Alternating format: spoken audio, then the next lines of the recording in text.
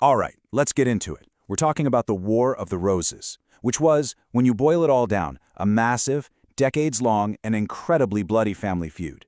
Seriously, it's cousin against cousin, brother against brother, all fighting for one thing, the English throne. And by all accounts, it was a pretty comfortable throne. And yeah, we can call it a family squabble, but this quote, wow, it really brings you back down to earth. This wasn't just some palace drama. This was a brutal civil war that tore the entire country apart and left tens of thousands of people dead. So who's in the ring for this royal rumble? On one side, we've got the House of Lancaster, symbolized by the red rose. And in the other corner, the House of York with the white rose. Now here's the kicker. Both of these families were descendants of the same king, Edward III, which means they both thought they had the best claim to the crown. You can see how this is going to get messy. So how did this all go so wrong? Well, you've got to rewind a little bit. The trouble really started decades earlier when a guy named Henry of Lancaster actually overthrew the sitting king, Richard II. Now that put his family, the Lancastrians, on the throne, but it also set a really dangerous precedent. It basically told everyone that if you had a big enough army, you could just take the crown. Okay, let's fast forward to the middle of the 1400s. Our king is Henry VI, a Lancastrian. He's been king pretty much his whole life, since he was a baby.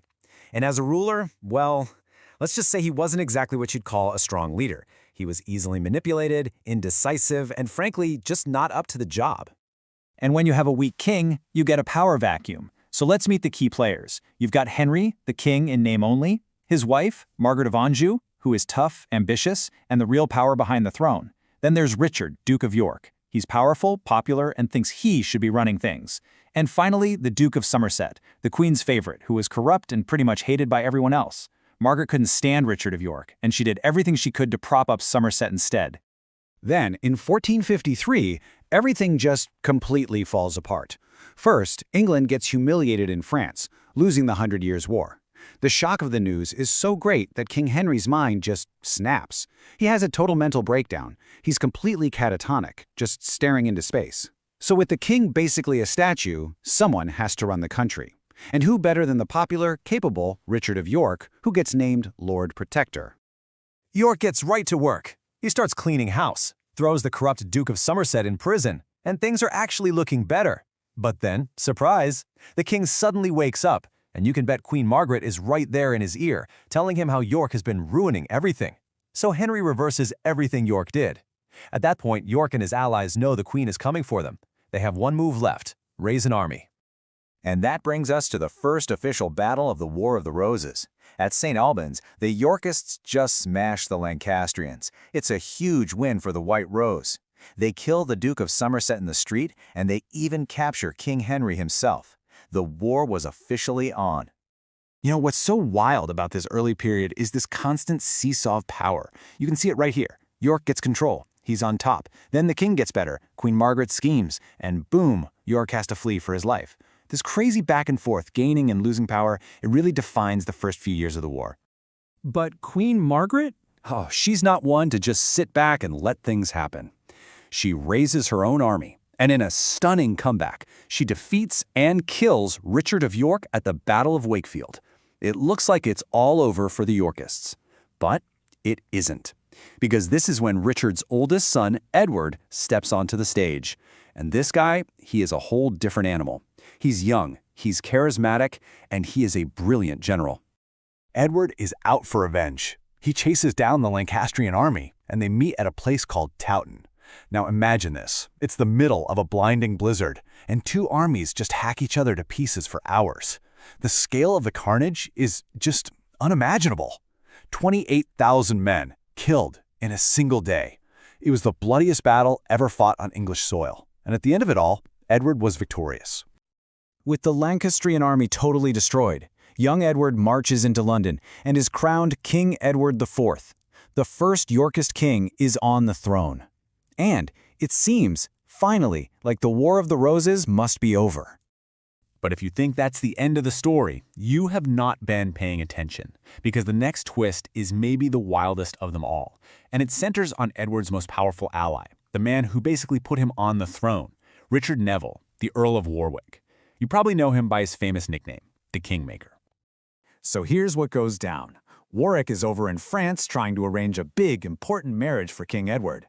Then he finds out that Edward already went behind his back and got married, in secret, to a commoner. Warwick is absolutely humiliated. He feels like he's losing all his power. So he does the one thing nobody could have predicted. He sails to France and makes a deal with his mortal enemy, Queen Margaret. The plan is insane. They're going to invade England together and put old Henry VI back on the throne. And the craziest part is, it actually works. Warwick invades, Edward is caught completely by surprise and has to flee the country, and they literally drag poor, fragile Henry VI out of prison, dust him off and stick him back on the throne, with Warwick pulling all the strings. I mean, can you imagine the whiplash everyone in England was feeling? But you should never, ever count out a guy like Edward IV. While Warwick is playing puppet master in London, Edward is overseas, getting money and allies. He comes back to England, rallies his supporters, and at the Battle of Barnet, fought in a thick, confusing fog, the kingmaker's luck finally runs out. He's defeated and killed. And just like that, Edward is back on top. And this is where the House of Lancaster just gets completely wiped out. The last Lancastrian heir, Prince Edward, killed in the next battle. Queen Margaret, captured. And a few days later back in London, poor old King Henry VI is quietly murdered in the Tower. With no one left to challenge the throne, it finally seems like the Yorkist victory is absolute. And for a while it was.